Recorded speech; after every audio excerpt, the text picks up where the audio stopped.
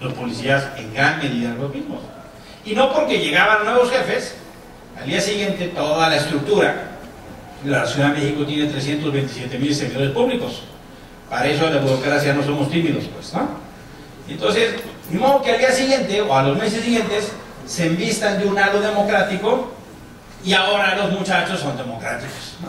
Inclusive algunos decían, en un franco cinismo, no hombre, está mejor porque ya no tenemos que pasar mochada y nos la quedamos. Entonces ahí yo creo que fue nuestra ingenuidad, en no hacernos cargo del peso de las herencias y de las inercias, y que esencialmente eran herencias e inercias autoritarias, antidemocráticas. Por ejemplo, el servicio civil de carrera que se hizo el gobierno federal, en gran medida era lo mismo. No hubo un proceso de reestructuración, de diseño, de transformación. Uno de los ejemplos más así es el DIF. El DIF es el modelo es algo así como un poquito más acá de Pleistoceno. En toda América Latina hay modelos que reconocen, y modelos institucionales que reconocen derechos de niñez y juventud. Entonces son ministerios. Ah, no, acá seguimos con la idea de que como el gobernador es el primer papá, su esposa es la primera mamá, y entonces le toca, por ser la esposa, pues ahí te va el DIF. Y muchas veces la señora no tiene ni idea de dónde está parada, entonces le encarga una amiga. Y entonces funciona así como una gran familia, todos somos un discípulo. Claro, porque la niñez se consume, se entiende como el apéndice de la familia, no como niños y niñas sujetos de derechos. Ni siquiera pensamos esos rediseños. Y muchos, la reforma agraria, muchos otros más. Entonces, no repensamos la estructura institucional, política, el servicio público en función de esa transición democrática. Creo que ahí pecamos ingenuos por la preeminencia que le dimos al tema electoral. Me hago cargo de nuestra historia, después de toda esa fauna que teníamos, ¿no? Los ratones rojos, los mapaches, la una embarazada, el muerto botante, el prador rasurado, y que algunos todavía sobreviven, son medio cucarachas atómicas que sobreviven y resurgen, ¿no? Son como de general, estaban dormiditos y 17 años después resurgen. Todavía hay expresiones atómicas del fraude. En algunos estados la cosa nunca se fue. O sea, la alternancia federal fue federal, pero tenemos que tener la capacidad para leer a nivel local. Porque hay muchos estados donde ahora tenemos virreyes con mucho más dinero que nunca, mucho más control que nunca y mucho más contrapeso. A nivel federal se vota para que informen menos en la Cámara de Diputados. Entonces hay gobernadores que están viviendo la suya, pues ya no tiene el control central, ya no está la presidencia imperial que los controla, y en el estado nos vemos. Entonces, pues acomodar, ¿no? Y con menos contrapesos en distintos ámbitos políticos, mediáticos. Y lo que hemos visto es que las transiciones en este país son muy desniveladas, muy desiguales, pero estos últimos 10 años lo que se han significado es una acumulación y concentración de los poderes locales y regionales, en demérito de la ciudadanización, en demérito de la democratización. Entonces, para mí ese fue el otro gran error. No logramos esos nudos, esos procesos federales en muchos lugares. Es el México de los 70s, pero con internet. O sea, estamos peor. Entonces, sí se requiere repensar algunas partes de las agendas ciudadanas. Claro, los partidos ahora se han vacunado contra la ciudadanización y piensan que es muy malo, indebido, inexistente. Entonces están en una cosa ahí medio endogámica, ¿no? Y discuten sus reformas entre ellos. Y romper el monopolio, pues les aterra. No hay nada peor que eso de que, ¿cómo? ¿Nos vamos a dar menos dinero? No. ¿Cómo? ¿Candidaturas ciudadanas? No. Te ponen siempre el ejemplo del doctor Simi. Y dices, oigan, ¿a poco no hay otro ciudadano que no sea el doctor Simi? No me frieguen. Pongamos controles o lo que ustedes quieran. Y respeto al doctor Simi, pues, pero no es mi modelo de participación ciudadana. No me siento yo muy reflejado, pues, no, francamente.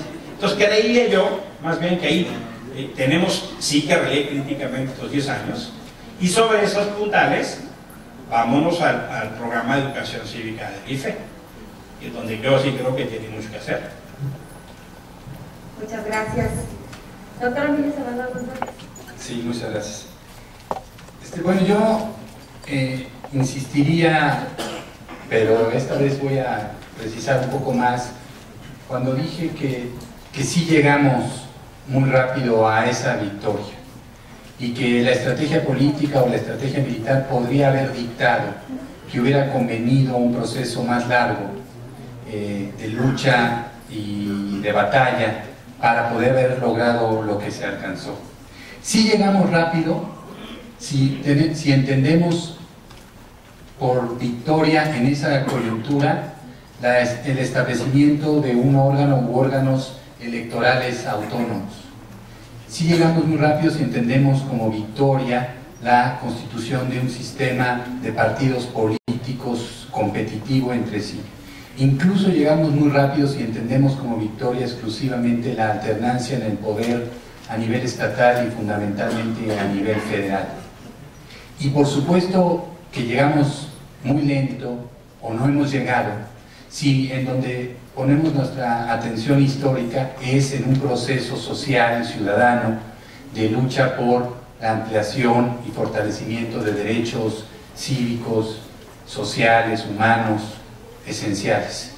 Y esa es la batalla que la rapidez del triunfo en el ámbito de la democracia formal no permitió, en mi opinión, que madurara y se consolidara en torno a lo que es esencial en la política. Una agenda compartida por un sector social, una organización permanente, establecida, estructurada, que le diera cauce y liderazgo a esa agenda de un sector social organizado. Hoy en día, la necesidad de una agenda social subsiste. Esa agenda social incluye elementos en los que ha habido ciertamente avances muy importantes, como la pluralidad política, como la libertad de expresión, como el reconocimiento de los derechos humanos como un principio eje de una sociedad moderna, como también una mejor calidad educativa, mayores y mejores accesos a los servicios de salud, seguridad en las calles y en las comunidades de este país. Hay una agenda de la sociedad y es una agenda relativamente compartida por los ciudadanos. De lo que se carece es de la materialización de esa agenda en un programa político y de una organización de los ciudadanos, porque ya como dije en mi intervención original, ni los partidos políticos ni las instituciones del poder público hoy en día han podido darle causa verdadera a esa agenda ciudadana, y los ciudadanos, lo que es más lamentable, y los ciudadanos que durante décadas fueron conformando la base de ese proceso de cambio, hoy en día o están articulados, o están organizados, o comparten. Hay una lucha que se intensifica en ciertas coyunturas, en ciertos momentos. Ciertamente vemos resurgir a la sociedad civil de antaño en Ciudad Juárez cuando la situación ha llegado al grado de gravedad extrema. Y sin embargo, la conexión entre la sociedad civil de Ciudad Juárez y la sociedad civil de la Huasteca y la sociedad civil de Chiapas y la sociedad civil del resto del país no está articulada por una agenda permanente y ciertamente no está articulada en una organización permanente. De tal manera que hoy subsiste esa necesidad de seguir madurando y consolidando el motivo, la base, el motor de ese proceso de cambio. Tenemos las instituciones, se ganaron esas batallas, hay alternancia, hay competitividad, hay pluralismo, hay mayores libertades, pero los ciudadanos no tienen todavía, porque de alguna manera se dispersaron después de celebrar las victorias de los 90s y de los principios de este siglo, se dispersaron, se desarticularon y no lograron consolidar esto.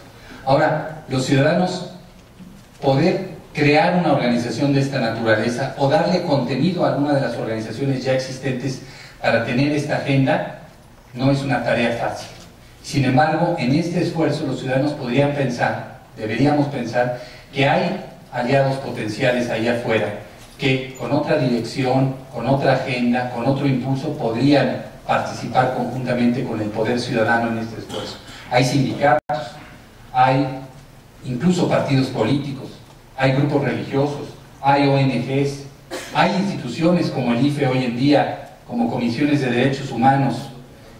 Hay pues incluso instituciones que también podrían y deberían ser aliados y son aliados potenciales de este movimiento ciudadano. Se requiere, sin embargo, entender que esta es una lucha y que debe ser una lucha de largo plazo, que no va a tener ni debe perseguir una victoria inmediata o de corto plazo. Esa experiencia ya se vivió Una victoria de este movimiento ciudadano no se da en una elección, o renovando a una presidencia municipal, o incluso ganando una presidencia de la República, o llevando ciudadanos a los órganos de representación pública. Se gana con la consolidación de una cultura democrática en torno a una agenda progresista en el país de largo aliento.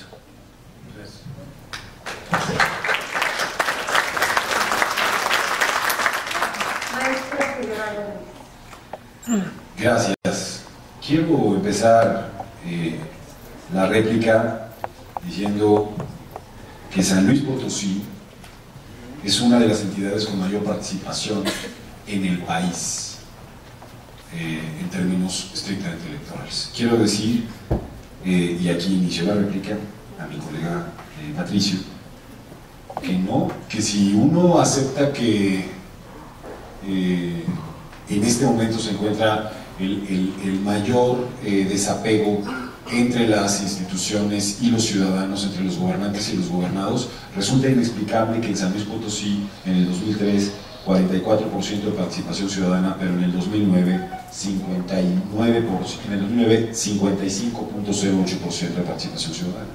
Comparando elecciones intermedias. Y si comparamos el dato nacional, en la elección de 2009 estamos 4 puntos por encima de la elección de 2003. En todo caso, si bien es un factor, no es un factor automático. Es decir, en realidad, cuando las personas tienen desvinculación con sus gobernantes, no van a votar. Eso tenemos que estudiarlo aún mucho más para poder llegar a conclusiones absolutamente certeras respecto de esta dinámica. Efectivamente, la serie histórica muestra un descenso hasta 2003, pero en 2009 hay una subida en la votación en casi todas las entidades del país y se detiene la caída en las elecciones menos interesadas para los ciudadanos, que son las de diputados federales. Segundo, Emilio García ha hecho un planteamiento en relación al costo de las elecciones que yo comparto. Es decir, la única entidad que constitucionalmente se asigna un presupuesto en este país es esa entidad de interés público que se llama partido político, que siempre será exponencial, que siempre será en crecimiento, porque está en función de dos factores: el padrón y el salario mínimo. La fórmula anterior implicaba establecer cuántos había en el sistema de partidos. Hoy no. Hoy si quedan 13 en el sistema de partidos, la bolsa se reparte entre 13. Y si hay 15, se repartirá entre 15. La pregunta ¿es ese el principal dilema que tiene el sistema electoral mexicano? En mi opinión, no. Coincido en que es necesario buscar mecanismos que vayan atenuando el uso de recursos públicos en esta magnitud en los procesos electorales. Pero, francamente, creo que el eje del debate está en atajar el dinero público y el dinero indebido en los procesos electorales. El construir mecanismos de fiscalización aún más eficientes que los que tenemos para alcanzar con eficacia y con eficiencia la rendición de cuentas de los dineros públicos, pero también de los dineros privados, de los partidos políticos. Y en esto coincido con el planteamiento de Emilio Cebadúa. Es esencial una ley de partidos y una democratización de los partidos políticos en el país, porque no hay, y porque detengan además el monopolio de la representación política. Eso los hace obligados en términos de construcciones y ejercicios democráticos para elegir a sus candidatos y no a través de mecanismos simplemente, digamos, de designación. El tema que yo sigo advirtiendo como un tema fundamental de debate es este lugar en el que nos encontramos en la democracia en México en este momento. Yo comparto con Emilio Álvarez y Casa muy claramente la idea de que nos ha costado muchos años, a diferencia de otras naciones, llegar a este momento, que no está en los últimos 20 años, que está en varios siglos de esfuerzos y de luchas y de sangres derramadas para alcanzar esto que hoy tenemos y que hoy hemos criticado, por cierto. pero que ha constituido un enorme esfuerzo histórico para nuestro país.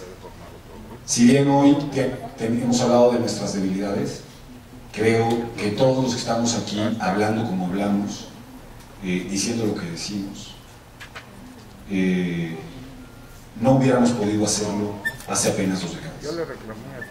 Es más, quizá hace apenas 2 décadas no estaríamos ni siquiera invitados, quizá, a poder hablar en estos espacios con estas libertades, y eso también ha sido una conquista que hay que reconocer en una cierta parte. No quiere decir que hayamos alcanzado efectivamente un Estado democrático de derecho, y en esto también comparto con Emilio Cebadúa ahora esto que ha bien planteado en términos de si hay determinadas victorias que tenemos que reconocer. Yo no pongo el eje en la agenda pública específicamente, aquí termino. Yo pongo el eje en queríamos que los ciudadanos ejercieran su voluntad para algo, para que los gobernantes decidieran y pudieran hacer cosas. Emilio lo ha planteado muy bien, era muy bueno el procurador, pero no está en todos lados. No solo no está en todos lados.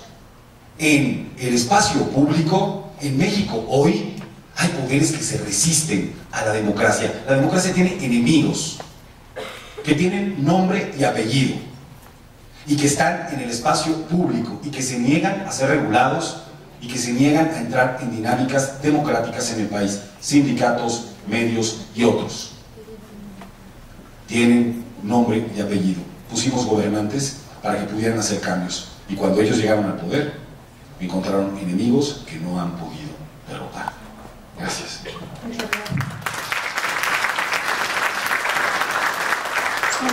Rápidamente, mi última intervención divide en 2 partes. La primera tendrá que ver con el comentario de Alfredo respecto a la participación en San Luis Potosí. Yo creo que es muy interesante porque tiene que ver con analizar no únicamente las elecciones de carácter federal, sino que, como sabemos, tiene que ver con el efecto de contaminación. Y es algo muy interesante que ocurre en San Luis Potosí y que no necesariamente ocurre en otras entidades.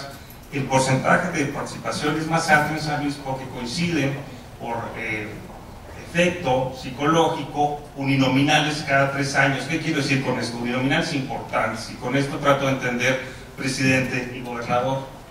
En otras entidades esto no es así, y por lo tanto observamos que el porcentaje de participación va más hacia la baja o tiene un pico cada 6 años. Pero en San Luis Potosí, con este efecto de contaminación, cuando no hay elección presidencial, tenemos elección de gobernador, y como todos sabemos, cuando hay elección de gobernador, los porcentajes tienden a subir. Yo no sé si así lo diseñaron desde los años 90, pero lo que sí puedo decir es que este es un efecto favorable del propio aparato electoral, que trae como consecuencia que tengamos participaciones importantes, pero que no necesariamente respondan a una voluntad mucho más clara de los ciudadanos de apoyo permanente a las autoridades o a los partidos políticos.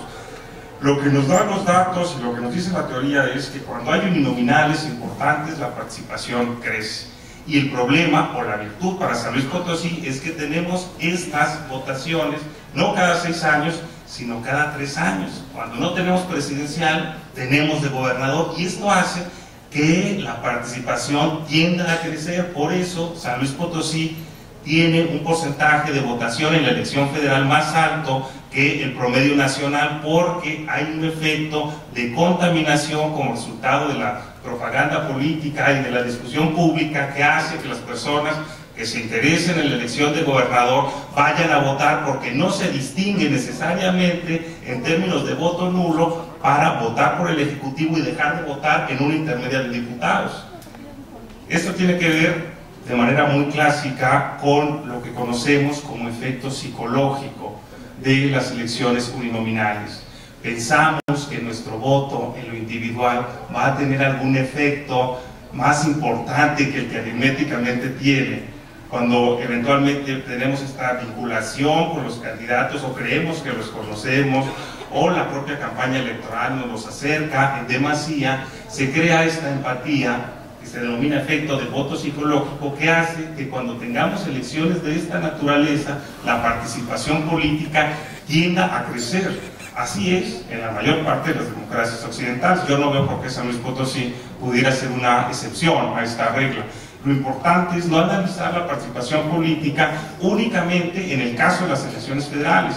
Las elecciones se analizan, creo, también observando el comportamiento de la votación federal, pero observando también el comportamiento de la elección local. Y entonces ahí se entraría mi argumento del por qué en la elección de 2009 en San Luis Potosí tenemos una votación tan alta. Porque evidentemente tenemos elección de gobernador, tenemos uninominal, tenemos efecto psicológico, tenemos más gasto en las campañas, tenemos más exhibición de los candidatos en los medios de comunicación. Bueno, pues no hay que ser Sherlock Holmes para saber que eventualmente la gente irá a votar con más entusiasmo el día de la jornada electoral. Más o menos creo que por ahí va la interpretación sobre la participación en San Luis Potosí. En lo que tiene que ver con la participación política en general, en la primera parte, de manera más o menos general, un poco todos bordamos acerca del estado que guarda la participación y algunos otros aspectos de la vida pública en nuestro país. En el resumen, y para tratar de vincularlo con el tema de esta mesa, que es el sistema electoral, yo les diría que si lo que encontramos es que hay una disminución importante en la participación política, si hay un importante signo de interrogación con el voto nulo, si lo que encontramos es una apreciación a la baja de nuestro sistema político en general, 10 puntos según Latinobarómetro en los últimos 10 años, creo que bien haríamos en entender estos síntomas para tratar de ajustar el sistema electoral de acuerdo a lo que la realidad, a lo que los datos nos están tratando de decir. Hay una desafección creciente sobre lo público, sobre los partidos y sobre la política en general. La democracia en nuestro país no necesariamente nos hizo más demócratas a todos y no necesariamente al paso de las elecciones está trayendo como consecuencia que creamos más en la democracia. Y creo que esto es importante y de manera concreta, asociado al sistema electoral, a mí me gustaría sugerir lo que tiene que ver con las candidaturas independientes, por supuesto, y las figuras de democracia directa, concretamente lo que tiene que ver con el referéndum. Es decir, creo que ahí podemos encontrar algunas alternativas importantes con innovación institucional para tratar de despertar un poco de este marasmo o tratar de renovar la expectativa de la participación pública, reactivar la ilusión por la participación en los procesos electorales a partir de marcos institucionales que lo permitan. Yo les diría en ese sentido, en contra de las candidaturas independientes se han argumentado cosas como que eventualmente se puede ser rehén de interés de poderes fácticos, se pueden postular personas verdaderamente indeseables, etcétera, etcétera. Yo lo que creo es que en la parte instrumental podríamos avanzar mucho para tratar de garantizar condiciones de equidad, pero preservar lo que es más importante, que tendría que ver con el derecho de un individuo para postularse. Y por el otro lado, únicamente termino esta parte, lo que tiene que ver con el referéndum. Observamos cada año decenas y decenas de ejercicios de democracia directa a lo largo y ancho de todas las democracias occidentales y ninguna de ellas ha caído porque tengan estos mecanismos dentro de su aparato institucional. Yo creo que eventualmente en el momento en el que nos encontramos ahora sería importante la incorporación de este tipo de figuras para refrescar el ambiente institucional de nuestro país y al mismo tiempo dar un cauce institucional a la participación política para que la desafección con la democracia se vuelva a convertir en entusiasmo por participar en la vida pública. Muchas gracias. Vamos a empezar rápidamente la sesión de preguntas y respuestas para hacer más dinámico este punto. Vamos a obviar algunas preguntas, así es que solamente tenemos 25 minutos. El tema de la participación ciudadana sin duda ha causado mucho interés en nuestro público, el tema de la educación cívica principalmente. Por aquí nos preguntan, se ha dicho que el IFE debe ser quien eduque a la ciudadanía en cuestiones de la democracia, pero pregunto, ¿esa no es la tarea de los propios partidos políticos? En este sentido también nos dicen, ¿qué cree que debe de existir primero, interés por parte del IFE para impulsar la educación cívica o el interés del ciudadano? También nos hacen una propuesta, ¿por qué no crear un centro de capacitación con especialistas ciudadanos para capacitar a los legisladores de tiempo en su elección, al que asumen su cargo también para que sean más responsables también? Pues de qué manera el IFE puede ayudar a recobrar la confianza de los ciudadanos. pues yo soy el IFE Pues, aquí, entonces eso tiene pues que... que son preguntas dirigidas. Bueno, es que Emilio lo fue, entonces podría... Sí, Vamos en el tema. Yo solamente digo una precisión, de todo lo que dice Patricio es verdad, absolutamente verdad, pero ya era verdad en el 2003 y hubo menos votación. Todo eso que dijo. Entonces, eso sí hay que preguntarle a Sherlock Holmes por qué pasó. La segunda cosa que quiero decir es el IFE sí debe ser quien se encargue de construir espacios de sinergia con otras instituciones en materia de educación cívica y tienen que asumir como institución su déficit en términos de un espacio que no ha sido suficientemente abierto a la ciudadanía y que tiene que serlo de mayor forma. Hemos puesto el dinero y el esfuerzo a organizar elecciones porque ya estaba la agenda en ese momento. Creo que tenemos que dar el paso siguiente y tenemos que ir contra las propias inercias internas y externas respecto de este tema, en donde tenemos aliados en la sociedad civil, en los ciudadanos y en las ciudadanas. Pero estoy absolutamente convencido de que si los ciudadanos no ejercen y no vamos buscando construir con ellos y con ellas un espacio donde aspiren a ejercer la ciudadanía, será cada vez más difícil. Eso lo tengo muy claro. Segundo, estoy de acuerdo en que pudiéramos hacer un ejercicio de política pública en donde no solamente haya formadores, sino prácticas ciudadanas completas, terminadas, prácticas en donde las personas colaboren en el espacio público y les importe el jardín, la plaza, el espacio, y que tenga un sentido participar, y que les permita transformar cosas en su vida. Si eso no ocurre, si no logramos que otros actores se involucren en la transformación, no va a pasar. Es decir, si no logramos que el municipio, que la SED, que el sindicato de la SED, que los demás actores, que el gobernador, que la universidad se involucren en el proceso y se modifiquen cosas, el IFE por sí mismo no va a poder lograrlo. Segunda y última cosa que entiendo que está en el tema, yo creo que el elemento de la capacitación de los legisladores tiene que ver esencialmente con la posibilidad que se abriría frente a la reelección legislativa. Es decir, no se podría, hay centros de capacitación legislativa desde luego en la propia Cámara, pero no se podría suponer que correspondería al IFE el proceso de capacitación. Es parte del trabajo que tienen que hacer los partidos y creo que eso estructuralmente podría mejorarse si hay reelección legislativa en términos de creación de una carrera legislativa en el servicio público. Muchas gracias. Y bueno, pues en este sentido también por acá le preguntan al maestro Álvarez y Casa acerca de qué sería la responsabilidad, que no todo al IFE se lo podemos dejar en cuanto a la educación cívica. Yo creo que definitivamente no sería equivocado pensar que al IFE le corresponde todo, pero creo que debe ser un importante pistón, uno de los pistones de la máquina para generar ese movimiento. Tiene una estructura importante, tiene 300 oficinas en todo el país, con personal altamente calificado, y que en época no electoral tiene menos tensión, no voy a decir menos trabajo, pero sí mucho menos tensión. Entonces me parece que podría continuar, han hecho algunos ejercicios, pero yo asumiría que la labor de promoción de la educación cívica también fuera labor de registro, también fuera labor de organización, también fuera labor no solo de capacitación electoral, y que tuviera como mucho mayor sinergia, porque el problema es que el modelo que supuso ubicar una entidad constitucional para la labor cívica, luego tiene, por ejemplo, los grupos de resistencia de las secretarías de educación de los estados, que son a veces así como tierra de nadie, ¿no?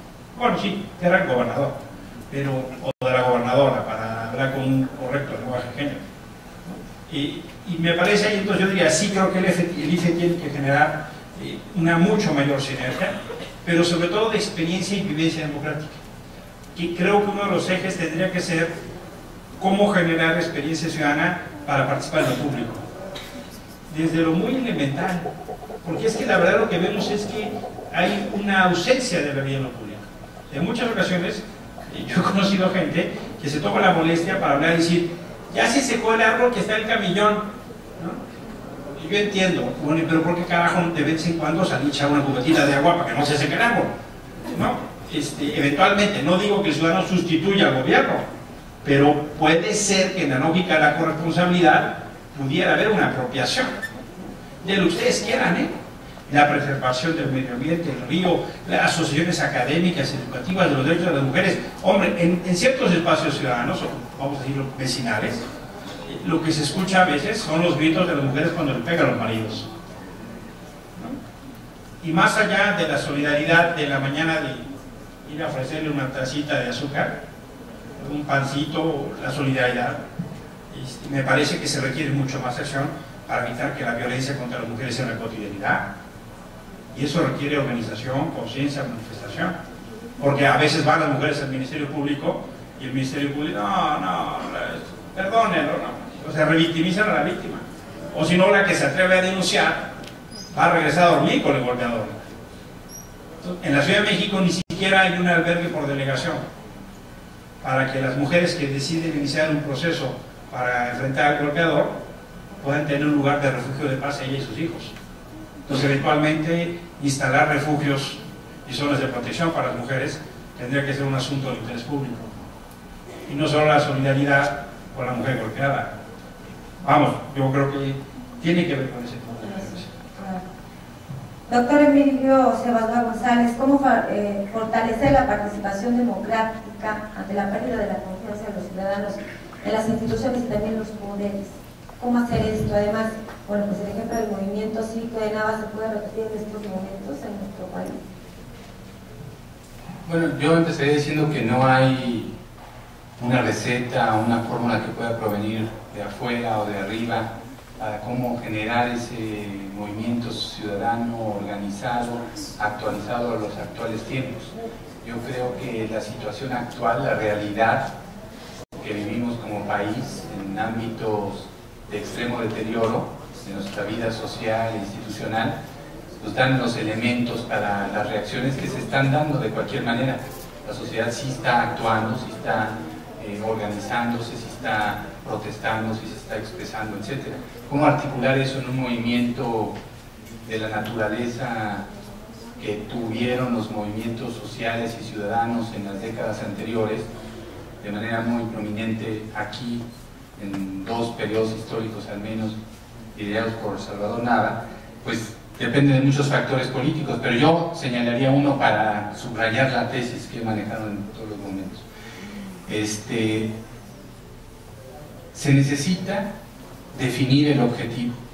Aquellos movimientos ciudadanos tenían un objetivo que a la postre pudo haber resultado insuficiente, pero que en su momento era muy claro y era suficientemente preciso para aglutinar distintos intereses. De tal manera que una sociedad civil disímbola, heterogénea, incluso integrada por sectores sociales con intereses contrapuestos, pudo unificarse en un objetivo muy claro de cambio en el régimen político. Y eso le permitió avanzar, digamos que a toda la sociedad, a pesar de sus contradicciones, en pos de ese objetivo. Y el problema que hoy enfrenta eso es que ese objetivo se ha dispersado, aparece con muchas facetas. Puede ser el mismo, pero ya no es un solo partido con unos solos colores, con una sola cara. Ahora es una diversidad de partidos políticos que dan la impresión desproporcionada de pluralidad y instituciones también plurales que dan la impresión de una mayor representación que la que había antes, y eso puede discutirse. Necesitamos pues definir el foco y el objetivo claro para que sea claro a través de todos los sectores sociales. Y la segunda es que no deberíamos avergonzarnos quienes impulsan o impulsamos un movimiento ciudadano democrático, de que ese movimiento persiga, como sí persiguió el movimiento liderado por Salvador Nava, el poder. A mí me parece una incongruencia que haya un propósito de movilización política de la ciudadanía siendo escépticos o contrarios a la toma del poder, como si el poder y la ciudadanía fueran anatema, fueran contrarios. No, el movimiento de Salvador Nava perseguía el poder Y no es tan importante alcanzarlo, ya dije yo que es importante incluso que esta lucha sea de larga duración, no es importante alcanzarlo, no es importante incluso ser derrotados en ese proceso, es importante tener un objetivo de esa naturaleza para marcar una dirección, un rumbo y una organización. Y hoy en día muchos movimientos ciudadanos están en contra de los temas relacionados al poder. Parecería que el poder desvirtúa o corrompe a la ciudadanía. Entonces yo digo, ¿qué queda de la ciudadanía si no se está persiguiendo influir o tomar el control del poder? Y la pregunta abierta es, ¿qué falta para alcanzar una democracia plena aparte de la formación cívica? Bueno, yo no pretendería dar una respuesta final, esa es la pregunta de los 64.000 dracmas devaluados ahora, ¿no? Pero aprovecharía la palabra para primero contestarle, Alfredo, porque comentó algo muy interesante en términos del ciclo, y lo que encontramos con los datos es que en 2003, en San Luis Potosí, la votación federal sigue estando por encima del promedio nacional. Por lo tanto, yo no contestaría como Sherlock Holmes en esta parte, pero sí como politólogo. Si hay efecto de arrastre y si hay efecto de contaminación asociado a la existencia de uninominales en distintos ámbitos de la representación política. En lo que tiene que ver con la democracia, yo creo que habría que un poco centrar el debate o hacia dónde se ha trasladado en los últimos años de si hay o no hay democracia hacia la concepción de calidad de la democracia. Si podemos más o menos acordar según lo que queramos entender si hay o no hay democracia, y después debemos preguntarnos realmente cuál es el estado de salud de esta democracia. Hay quienes la asocian a cuestiones de ingreso, y en ese sentido, pues, según algunas evaluaciones, el ingreso cayó 20% durante el último año. Tendría que ver con cuestiones de seguridad. Las personas, para asumirse en un régimen auténticamente democrático, deben tener seguridad sobre su patrimonio, seguridad personal, e incluso, agregaría yo, las personas deberían ser libres de no tener miedo. Y si vemos las evaluaciones en ese sentido, encontraríamos que hay una alta percepción sobre la inseguridad en nuestro país. Hay quienes asocian esto a los mecanismos de participación o de democracia directa. ¿Existe o no existe la democracia de mecanismos de democracia directa y por lo tanto se es más o menos democrático? En este sentido, yo creo que lo que tenemos que ver es ir tejiendo paso por paso, derecho por derecho, ir analizándolo en lo particular para analizar el estado de salud que guardan las democracias. Yo creo que en términos generales lo que podemos tener claro ahora es que la evaluación sobre la democracia nunca más, bajo ninguna circunstancia, se restringe al ámbito electoral.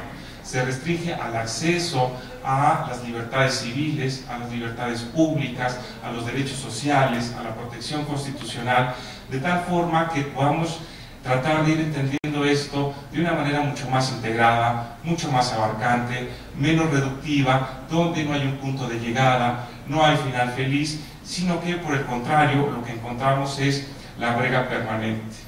Ahora recuerdo, con eso terminaría, la jornada electoral de Ítalo Calvino, que tal vez deba ser alguno de los libros de cabecera de algunos de ustedes, se refiere la idea de que es importante en la política, como en muchas otras cosas, primero no hacerse demasiadas ilusiones, pero después estar convencido de que absolutamente nada de lo que hagamos es en vano.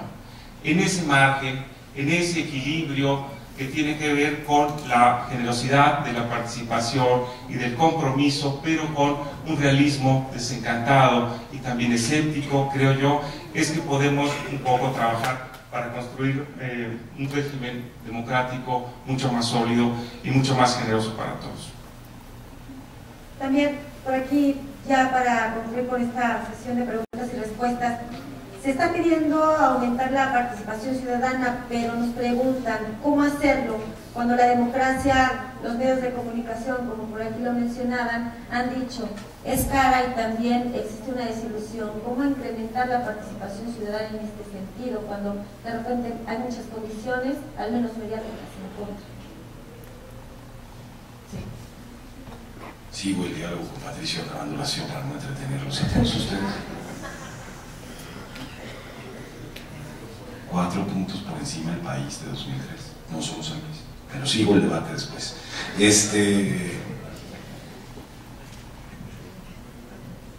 ¿Cómo hacerlo para que las personas participen más? Pues diciendo para qué sirve y dotando de sentido ese proceso de participación. Y por supuesto acompañando ese proceso con condiciones que le permitan a la persona entender y sobre todo incorporarse culturalmente en esa parte. Porque esto está lleno de emociones y de aventuras y de cosas y de otras razones y de otros elementos que no son estrictamente racionales en términos de el proceso y la voluntad de participación. Hay otros elementos que tienen y que son ingredientes de ese ejercicio. Lo que tenemos es instituciones que nos niegan a participar. Lo que tenemos es espacios que los jóvenes, por ejemplo, para decirlo con claridad, los jóvenes quieren entrarle. Los jóvenes que votan en blanco no se están alejando de la democracia. Están diciendo por todos los poros del cuerpo que quieren participar y que quieren decir que están, lo que ustedes pensaban, hasta muy lejos de que no los tomen en cuenta. Pueden o no tener razón. Yo no comparto la agenda del voto en blanco. Lo que quiero decir es que si lo que veo es jóvenes intentando decirnos cosas y el asunto es, ¿somos capaces de interpretar esa parte? Yo sí pienso que es muy importante y creo que el centro de la lucha democrática en México está entre los enemigos de la democracia, que existen, y yo repito, tienen nombre y apellido, y quienes quieren una democracia sin simulaciones y no son ni demócratas de ocasión, ni están simplemente asociados a un discurso democrático cuando está en función de sus intereses económicos. Ahí veo yo la verdadera trinchera democrática, enfrentando a los poderes contrarios a la democracia en el país. Y por último, Emilio Álvarez y Casa, maestro, un comentario nos llegaron acerca de su intervención por diferentes comentarios. La síntesis, la síntesis, porque ya no tenemos minutos. Muy puntual. Tiene que ver como esta idea de la participación ciudadana, las candidaturas ciudadanas, el concepto de democracia de ciudadanos. Una cosa que yo valoro de toda esta lucha que hemos dado en los últimos 20 años es el modelo de ciudadanización del IFE. Cuando se hace la jornada electoral, en realidad la auténtica ciudadanización no es que haya consejeros electorales que vengan de espacios ciudadanos, sino que la gente se inviste de autoridad electoral y que está en la casilla y de que cuentan los votos y de esa es la auténtica ciudadanización. En esa parte me parece que hemos avanzado muchísimo y en ese sentido el IFE es un modelo. Por supuesto que tiene sus debilidades, tiene sus problemas, tiene sus deficiencias, no se trata de hacer una apología del IFE, no. Pero me parece, y lo pongo porque a colación, porque me parece que algo así tiene que pasar en las distintas estructuras de participación y irrupción de la gente. Generalmente las estructuras le tienen mucho miedo a la ciudadanización. Los consejos ciudadanos son esencialmente consultivos y la gente es sinónimo de problemas para los políticos. Ojalá tengamos estructuras para generar muchos problemas, donde participe la gente, tome decisiones de la gente, tramos de control de la gente, decisiones de la gente. Y entonces, pues sí, claro, podemos regular espacios, las candidaturas por supuesto se pueden regular, yo creo que los monopolios en general hacen daño, ahí están las televisiones, es un ejemplo precioso, las multan y dicen no te pago y qué, ¿no? Ya, o sea, con un claro desafío, inclusive intentando acciones, yo digo, cuando se juntaban todas las estrellitas televisoras que fueron a la Cámara de Diputados, en mi opinión eso era un golpe de Estado técnico, y revirtiendo nuestro pacto social. Pues por eso creo que tenemos que darle el control, porque además resulta que eso es nuestro, o sea, están disfrutando algo que es nuestro, es patrimonio de todos nosotros, lo que ellos explotan, y no tienen un solo control ciudadano. Entonces me parece que es el momento de meter controles ciudadanos en los distintos espacios de la función pública, de la estructura pública, con mecanismos auténticos de rendición de cuentas. Me hago cargo, que es decirle al tigre, te voy a dar menos carne, y no es ingenuo, ¿va? Yo me hago cargo de los procesos, sí, pero también me hago cargo de que en el proceso que vivimos durante los 70s, 80s y 90s, los mecanismos de represión fueron contenidos en gran medida porque la gente se atrevió a desafiarlos. Por eso yo hablaba del optimismo. En no pocas ocasiones, gente que yo conocí, la secuestraron, la detuvieron. Vamos, este país tiene una larga lista de gente que fue desaparecida, de líderes campesinos y sindicales que murieron. Entonces no es miel sobre hojuelas. El asunto supone conflictos muy severos en ocasiones. Pero sí creo que ha llegado el momento de un nuevo activismo ciudadano. Porque francamente no veo que por la ruta de los partidos vaya a salir. Creo que es momento de presionar mucho más. Y por último tenemos 2 minutos ya para comentarios finales. Nos vamos por orden, igualmente.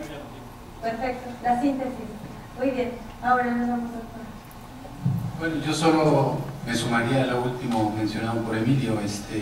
Yo creo que sí es un momento crítico en el que es necesario un replanteamiento del papel de la sociedad vis-a-vis el Estado mexicano, incluyendo todos los partidos políticos en su conjunto como parte de ese Estado mexicano, y que la sociedad defina de qué manera va a ejercer una presión con dirección, con objetivos, para una agenda progresista que exija del Estado resultados en ámbitos esenciales de la vida y de las libertades y derechos de la misma.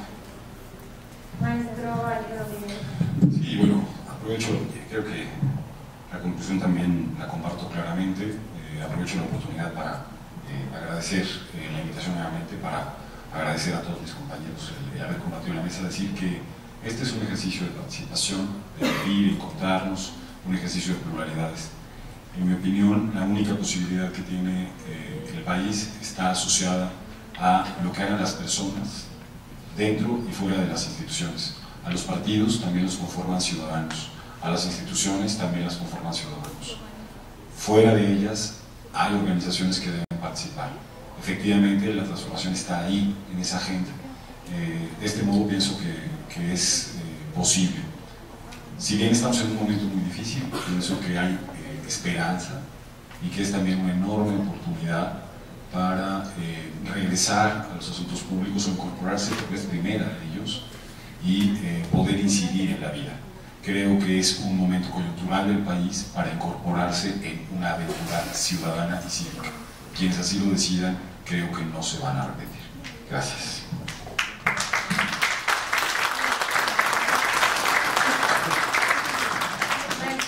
Gracias, muy amable. Yo terminaría con 2 comentarios. Uno sobre llamar la atención de lo que es este proceso de reforma política en el país. Lo que se está discutiendo tal vez termine por definir el rostro de nuestro sistema político para las siguientes décadas. Es de tal calado, es de tal profundidad la serie de reformas que se están discutiendo ahora, que muy probablemente, en caso de que lleguen a aprobarse, al paso de los años estemos hablando de un sistema muy distinto al que tenemos en la actualidad. Yo no dudaría en pensar que se trata de una reforma que eventualmente puede ser más importante que la 97, la 77 o la 96. En ese sentido, yo invitaría desde luego para que siguiéramos con atención toda esta discusión que se ha presentado. Y por último, además de suscribir lo que se ha dicho en la mesa, pensaba, o recordaba mejor, un viejo refrán de la participación política en América Latina, y es aquel de que los pueblos o las sociedades son las que hacen los milagros, y la victoria es de esas sociedades que logran hacer los milagros y no de aquellas que esperan que los milagros ocurran. La participación, pues, está en el centro de gravedad de la vida política democrática, y creo que vale la pena interrogarnos acerca de cuál es su estado de salud y tratar de mejorarla permanentemente. Muchas gracias.